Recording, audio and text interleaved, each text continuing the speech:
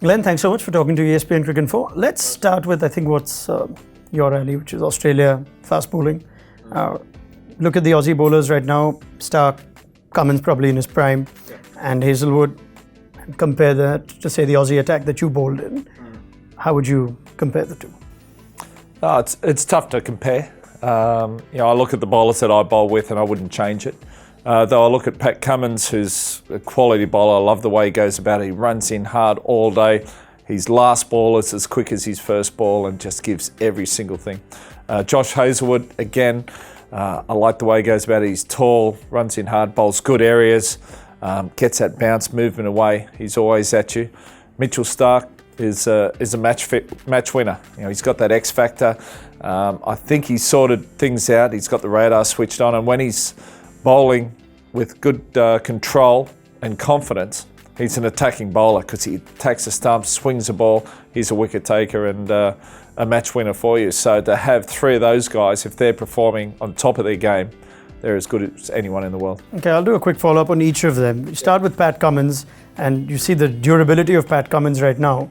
There's a time not too long back when you thought, is Pat Cummins going to be able to play the amount of cricket that an Australia or even the T20 calendar demands of him? Then he came to India on that last tour, played the entire Test series, played the IPL after that. It seems like that's true, but he's not broken down since. So yeah. What's so special about Cummins? How has he transformed into this fitness beast that makes him as effective? Well, I think he's just matured one as a cricketer and just got a few more years under his belt. When he first came on the scene, he was only a young fellow, wasn't he? And the rigours of fast bowling is tough on an older body, but on a younger one, it can cause a few problems. So he's done a lot of homework, knows his body better, probably refined his action a little bit to where it was, and he's worked hard off the field, and all those things have held him in good stead. Can he be Test captain someday? Any fast bowler can be Test captain. That goes without saying. The reason why I prefer a batsman as a captain, when a bowler is out in the middle, he's got to concentrate on exactly what he's doing and needs to concentrate 100%. He shouldn't be worrying about who should be bowling next. You want him 100% focused on what he wants to do, and he'll either bowl himself too much or not enough. So I think there's a few issues there. Whereas a batsman, when he's out batting, he can concentrate 100% on batting and not have to worry about anything else. So, and plus, if he's standing at first slip, you might as well give him something to do. He can always use the fast bowlers for a bit of advice. Last thing on Cummins, he's gone for big money in the IPL. Now, at times the pressure of the price tag has weighed down on a number of cricketers.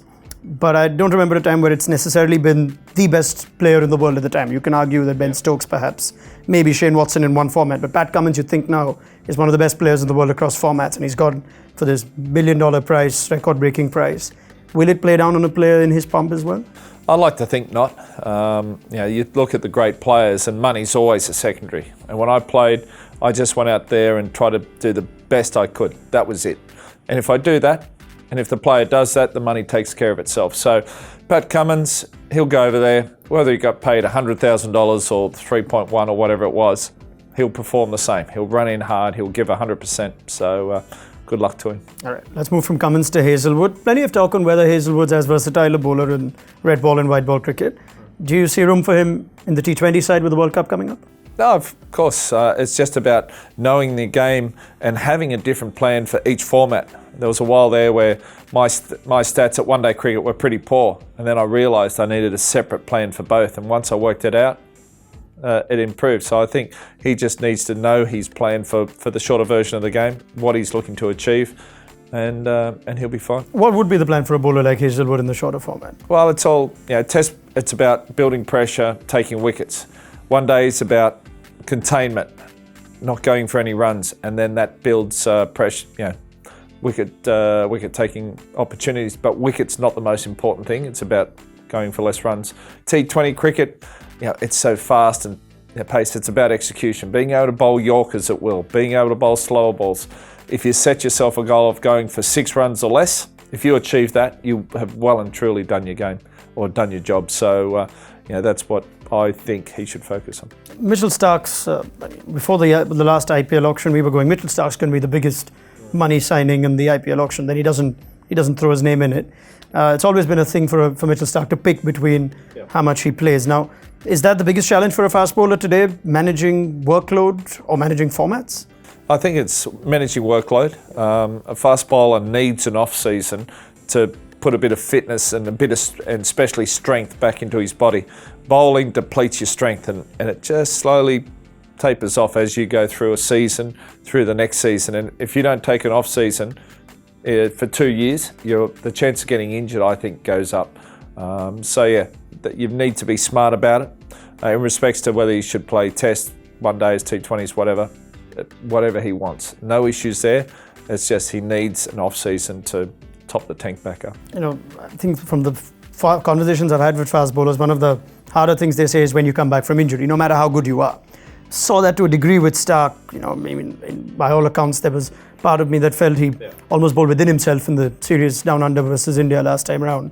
We're seeing something, I don't know if we're seeing something similar with Jasprit Bumrah at the moment. Come back after a significant layoff. Yeah. Just tell me a little bit more about the challenge for a player like Bumrah, unorthodox with the action and whatnot, and how hard it will be for someone like him to just find his pump again. Oh no, it's more about mindset. Coming back from injury is like starting the season. And if you finish the season up here, the next season you want to start back up here. And it doesn't work that way. And it took me a few seasons to work that out.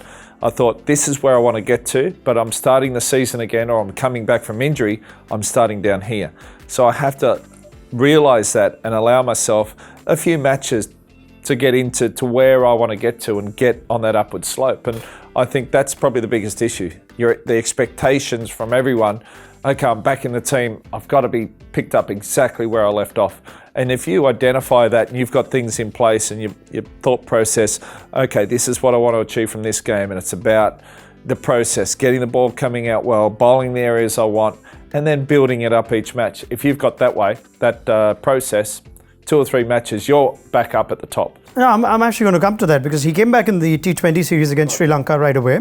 Yep. Then he played the limited overs and didn't get, while the impact was there in the T20s, ODIs went wicketless in 3 games, which is unheard of for a Bumrah, and struggled in the tests. Now, sometimes with this whole workload management thing, we tend to go, let's preserve Bumrah. But is it hard at times to come back and play international cricket straight away? There was no domestic cricket, there was no first-class cricket for him on his way back. Would that be the better way? Sometimes we get carried away with the very best players? Sometimes it is a better way, other times no.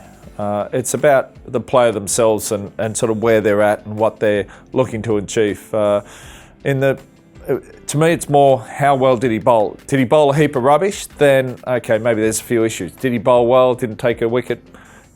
One day cricket, it's not about taking wickets. Early on, you want to take wickets, but it's about containment.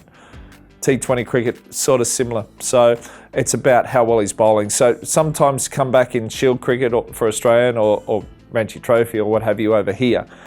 There's even more expectations on the player to come back and dominate from the first ball. And if it doesn't, then there's more pressure. So it comes back to the individual and how well he handles it, how well he knows himself, and how well he's done it previously. So, Jasprit Bumrah, he's still quite young. He's had a couple of good seasons, but yeah, this will be the making of him. Yeah, this is where he learns the most now. Is there a tendency for the modern day fast bowler to be overly protected or mollycoddled by the board? There was a time with the BCCI told Mohammad Shami he can play for Bengal, but he can only bowl those many overs.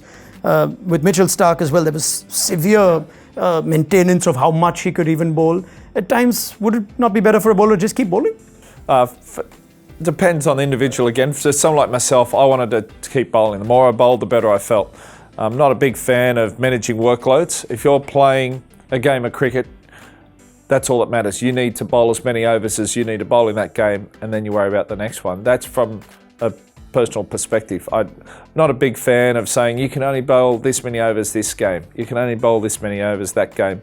If that's all you're trying to get through, then I'm wondering whether you should be playing that game to start with. All right, let's talk about the bowling attacks in comparison in the world today right now. I didn't think the time would come where I would actually put India's pace bowling attack at par with Australia's. I think even you bowled, with due respect to all the Indian bowlers that bowled at the time.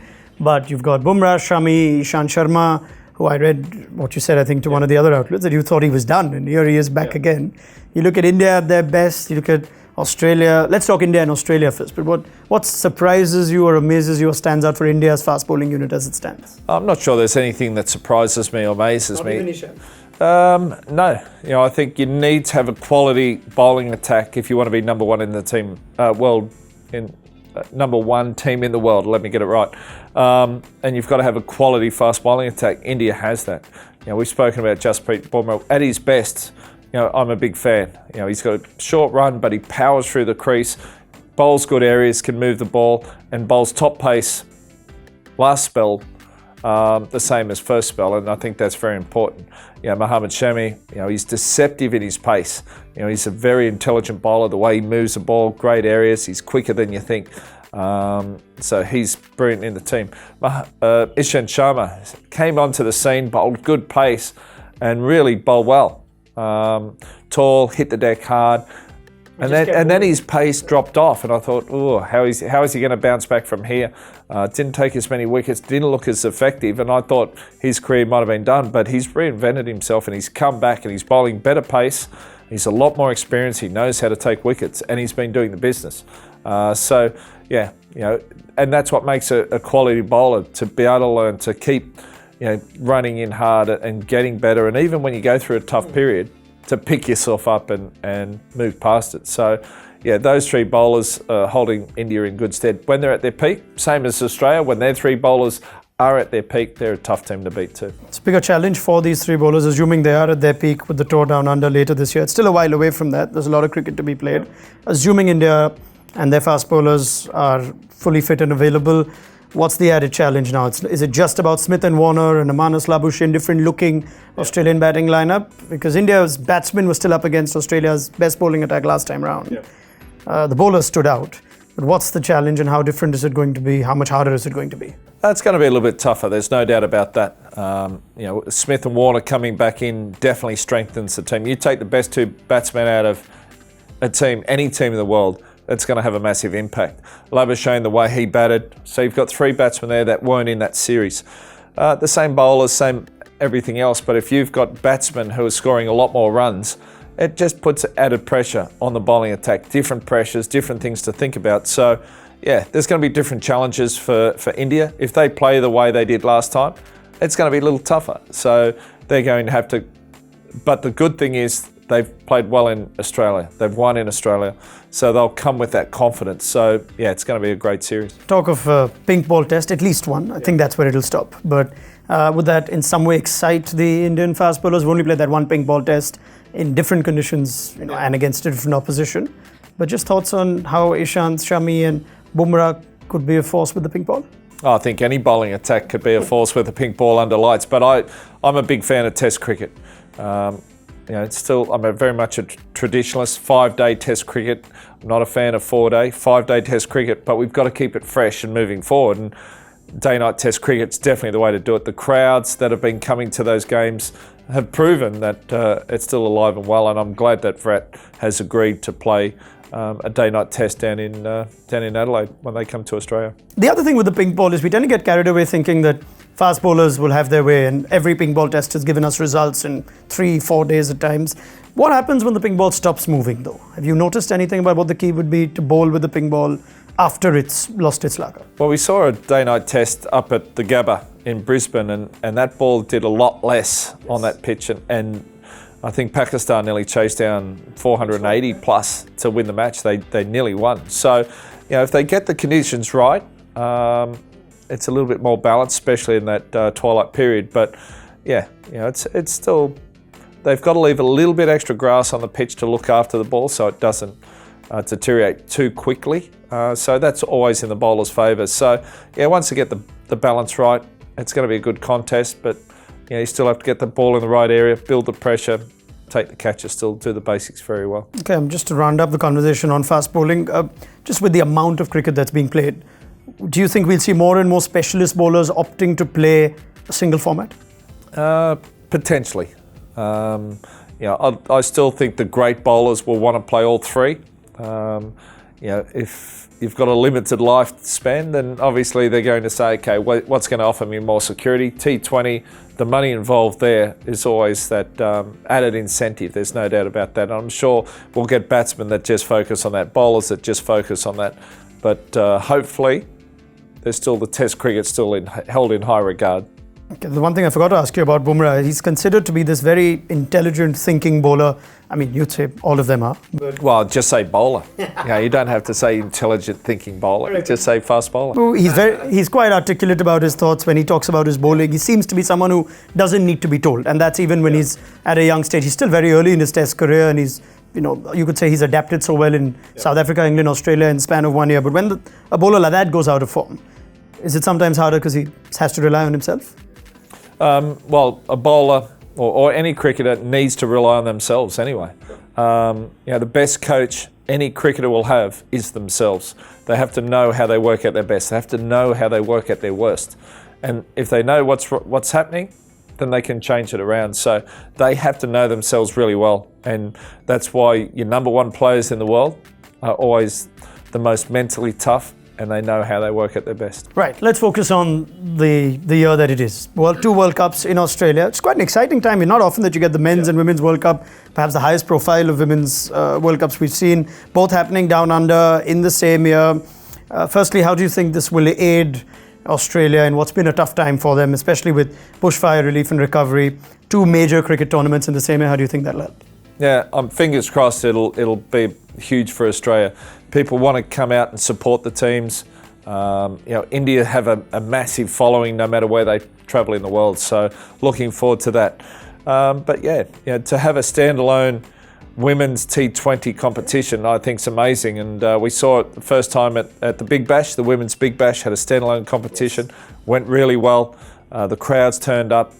Broadcast had good numbers, so a lot of positives there. And again, for this T20 World Cup for the women, culminating in the final on March 8, which is International Women's Day. I'd love to see Australia-India final. I think that would be perfect. We're aiming to have 100,000 people at that final. The most, the highest crowd for any female sporting event anywhere in the world. If we can achieve that, I think that'd be something very, very special. So, it's a important time for Australia, and I think it's a great time for Australia. Fair enough, things have been tough in the last few months, and the bushfires, as devastating as they were Australia's a massive country, and there's a lot of country that wasn't touched by bushfires. So, it still has a lot to offer. So I think it's perfect. Come out, watch the cricket, spend an extra week or two, have a look around the country. Australia has so much to offer. So, I think there's a lot of potential. And then we go into the men's T20 World Cup. And again, that's going to be a massive tournament. And so I think it's a lot of positive times for Australia coming up. All right. Recommendations for Indian fans coming down under for the matches? Well, firstly, get there, have a look at the stadiums as well. The tours around the SCG, the MCG, and then get out and have a look what to offer. The beaches, the food is amazing. I mentioned the seafood earlier on. And then if you've got a bit of time, get out to the Great Barrier Reef or get out to Uluru, 12 Apostles, as we said. Tasmania is an amazing place. Just the nature is just incredible. It's untouched down there. So much to offer. And life's about experiences. I love coming to India. I bring my family over and we have a look around. So get out there and experience what Australia has to offer. In my time, when I had the privilege of being in Sydney for a while, I loved every minute of it for the 2 months I was there in 2015. And I realized if you ask someone from Melbourne, I said I never went to Melbourne, and there are guys from Melbourne that tell me, oh, you've not seen Australia then. It almost reminds me of the Mumbai-Delhi thing that we've got going, which is a no-brainer because Mumbai wins. But is it that sort of thing? And I know you'll have a view on that. Oh, they're quite parochial. There's no doubt about that. Very different feel. Sydney's the financial capital of the world, of Australia. Though it has amazing beaches, and then you've got Melbourne, very sporty, very cultural. Beaches, not so much because the weather's not as quite as good as. Go harder, Glenn. Go harder. Come on. And it's always Sydney and Melbourne. I live in Sydney, so Sydney's better. Sure. Melbourne's got a lot to offer though, and my daughter's just started university down there, so I'll probably be spending a little bit of time down there. But two amazing cities, but both very, very different. It's also a nice time to see cricket go so heavily in a direction of philanthropy and try and associate itself with causes. And there's no one better that comes to mind than you, all the work you've done with the awareness for breast cancer. It's a nice time for cricket to be taking up perhaps more responsibility beyond the game than it has perhaps in its history. Yeah, I think you look at the Sydney Pink Test, we call it now. There's been 12 of them, and every year it's just got bigger and better, and it's amazing. And I think that's the beauty of sport. It crosses all boundaries. It brings people together.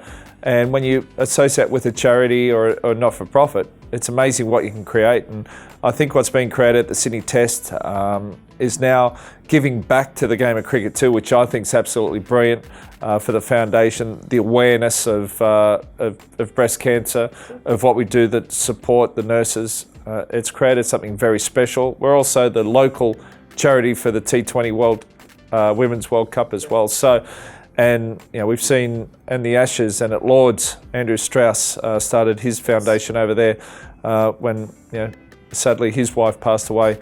And what was created there on day 3 is brilliant. So I think cricket's got that potential to make big changes to society, to the community, because it brings people together, and hopefully we'll see more of the test matches around the world. First ever T20 World Cup in Australia, which I find quite curious, and the role that you see the faster bowlers playing in this World Cup. Let's say it's such a heavily dominated game by the batters, and each team relies on perhaps one bowler, but there's still this perception bowlers are going to have off days in T20 cricket. But in Australia, would that change? Would there be bowlers playing more of a role in Australia? I think so, and I think that's just the way T20 is going. We've seen recently, in the past, batsmen dominated because they innovated, they took to the game a lot quicker. We saw reverse sweeps, we saw laps, we saw all these new shots come in, and bowlers were lagged behind a little bit. But what I've seen by the latest BBL and the other T20 tournaments around the world, that the bowlers have caught up. They're now starting to think a bit more. They're starting to execute better. They know the game better. So I think it's starting to sort of level out, and I think this T20 World Cup, it's not going to be just batsman dominated. It's going to be the bowlers that come back. They know how to play the game. Sure. The spinners are rated some of the best number 1 T20 bowler in the world is Rashid Khan. So, I think the bowlers will have a bigger impact. The pitches hopefully will be a little bit more helpful, but it's going to be still some good cricket. So that's interesting. If that is to happen, would that in some way affect the way teams set up or shape up in this World Cup? Now, we look at a lot of batsmen and we wonder, is there place for them in an ideal T20 team? Say Joe Root. England have so many dashers. There's questions whether Joe Root should be part of the ideal T20 11. Shikhar Dhawan encountering a similar sort of situation with Rahul leading form. Would there be a case that batsmen think, teams rather think, let's go with the traditional, or rather the technically sound batter over the dasher because it's a World Cup in Australia where there could be some fast bowling on offer? I tend to think that they're going to go for the hitters. Okay. I look at the way England played one-day format. I know Joe Root was there, but they changed their mindset. It wasn't, try to go hard in the first 10, go hard in the last 10, 15 and consolidate in the middle. They changed the thinking to go hard the whole 50 overs. And it's probably one of the reasons why they made the final of the One Day World Cup and ended up holding the trophy. So I tend to think T20 is about scoring runs. So you need guys who can score quickly, hitters, and then you need bowling attacks that contain and take wickets. So it's going to be interesting to see players like Joe Root, Shikhar Dhawan, whether Root, Williamson, Cheteshwar Pujara, those guys, whether they have to change their game plan for T20 cricket. The last thing I just wanted your views on was, is the game getting a bit overly policed in terms of fast bowlers these days? Not letting you worry about the reactions and what you say with the stump mics turned on, penalties coming for, demerit points accumulated. Some would say it's fair because if your behaviour is consistent for a period of time, you don't miss out. But do you think somewhere the fast bowlers are being getting the raw end of the current disciplinary system with what's happening? I think sledging is made more than what actually happens. I think I like a bit of banter. And sledging's the wrong term. Banter's probably more what it should be. It should be just about getting in the batsman's mind, get him thinking something different or start a little bit of doubt. It should never be abuse. It should never be personal. So there's no place for that in the game. So, yeah. The problem is what's banter for the Aussies normally and abuse for the Indians. We're all different, aren't we? But the last thing I want to see is a bunch of robots running around playing cricket. I want to see emotions. I want to see feelings. The way Virat goes about it, he shows emotions as well, and that's what you want to see, and I think that's great for the game. But there is a line in the sand that you shouldn't cross, and if you do cross it, then there are penalties. Lastly, Glenn, I wondered if you have messages for your fans in India, and I find it curious you have fans in India, where you've tormented some of our iconic gods in your time, but it seems like even after there's this affable personality of Glenn McGrath and a lot of the Aussies, maybe because we've just gotten better at beating the Aussies, or the IPL's diluted tensions and brought borders down. But just tell me about that, your time. You spend a lot of time in India, messages for fans? Yeah, so no, I love it over here. And the one thing I love about the Indian fans especially, is their love and their passion for the game of cricket. Never ceases to amaze me. You get the same amount of Indian supporters in a stadium as Australian, and you would have thought there was 10 times as many. They're so vocal, the atmosphere, the energy they create. I think it's absolutely incredible, and never lose that passion, that energy. That's what it's about. Get out there, support your team, and that's what it's also about. And they love their cricket. They love India winning. Obviously, we've got 2 World Cup finals coming up in the near future, so get out there, come to Australia, support your team.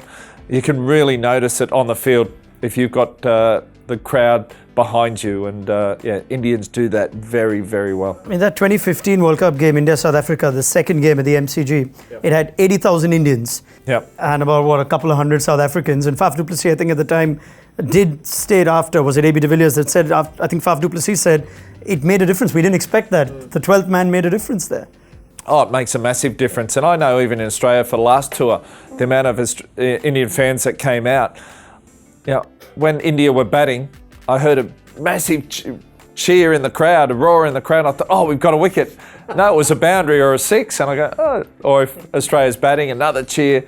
I think, is that a boundary? Oh, it's a wicket. So it makes a massive difference. And, I think back to Australia, India, SCG, the noise there was amazing. But Australia-Pakistan in Adelaide was an incredible game. And just the energy and the passion and just the atmosphere is something you can't create unless you have the fans and you have that the fans with that passion. And that's what I love about the Indian fans. They come out, they support their team, and I want to see them all in Australia this year doing the same. You are forgiven for catching Sachin in Johannesburg in 2003. Yeah, I'm not sure about that. But anyway. You're not forgiven for going up with that ridiculous appeal when it was going to go, 4 feet over the stumps back in '99 when you got him on the shoulder, when your mate Daryl Harper was doing you a bit of a favour.